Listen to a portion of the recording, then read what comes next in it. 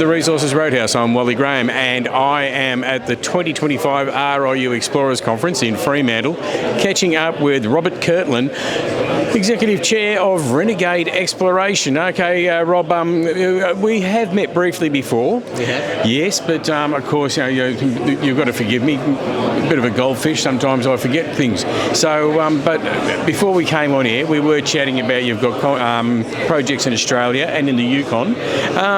Fill us in. Tell us which is your favourite, and then we'll talk about the other one. Well, firstly, Wally, once we all get to the age of 45, exactly, we become goldfish.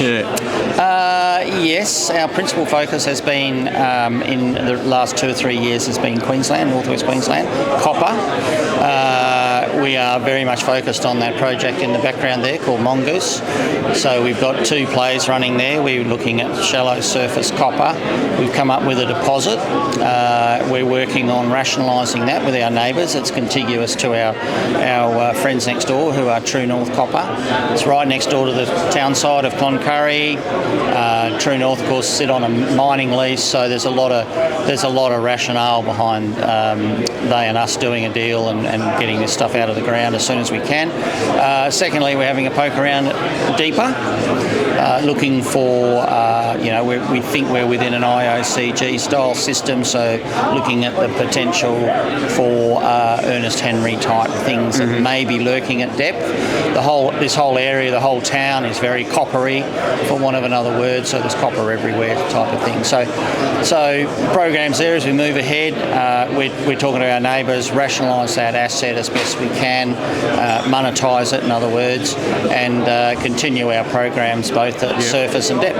Oh, you did sort of cover my thoughts as you were speaking there, because I was thinking you are in what would probably be called a copper province. There's plenty of copper around, and so the chances are there's plenty more to be found. Yeah, well, this True North have got the Great Australia Mine, which literally we can, from where we are standing on Mongoose, we can throw a stone at almost. And that was discovered by Ernest Henry himself back in the late sort of 1800s. It's been around a long time, but there's 2 structures sort of coinciding at Cloncurry, and it accounts for why this copper is there, I think. But in that whole area, it's got a number of tier 1 mines, whether it's in the Eastern Succession, whether it's Cannington through to Ernest Henry. A lot of tier 2 type ones like Selwyn's and others. AIC, of course, are doing pretty well with Eloise, which looked hard, but I think they're making a really good fist of that. So the whole area, I think, is alive and kicking, and they're going to find more copper there.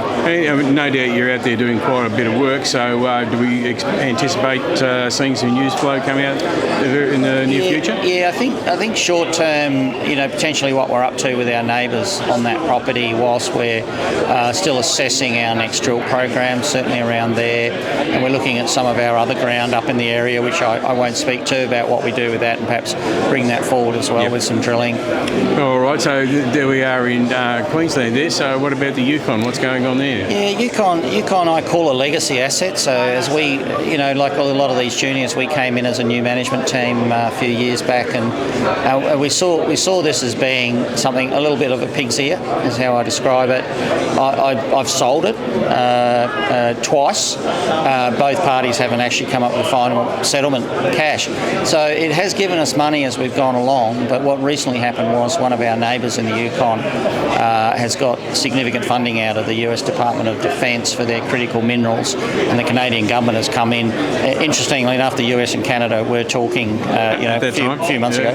So this is December, anyway, that's about upgrading the infrastructure and the roads out there. So what we saw in those releases was high-grade germanium in their zinc. So we just looked at it as though it was a zinc deposit, and perhaps it had legs, perhaps it didn't, but really, maybe somebody else could do a better job at it. But when we saw the germanium in our stuff being, 30 grams type stuff, it sort of got a little bit more interesting. Yeah. It's got some gallium. I know they're all buzzwords, but it looks a little more interesting from economics. Yeah. The real fly that came out of it is something called Mishka, which is a stonking big soil and rock rock chip anomaly, which was discovered in 2002 and sampled back then, and nothing's been done there, pretty much. So we're super keen now to understand what we've got, firstly within the zinc, secondly Mishka, and maybe there's some more there that we need to take a look at. So the pig's ear might be the silk line person. It's happened before, hasn't it? It's happened to me where we go off and do other things, and then we go back and look at some of the other older assets, and we have monetised them in the past. So maybe again. You never know. You never know. Well, that all sounds very interesting. We like a story like that. So make sure you stay in touch and make sure you keep the news pointed our way so that we can bring it to everybody at the Roadhouse. Will do. Thanks, Wally. Thanks, Robert. Cheers, everyone. Cheers.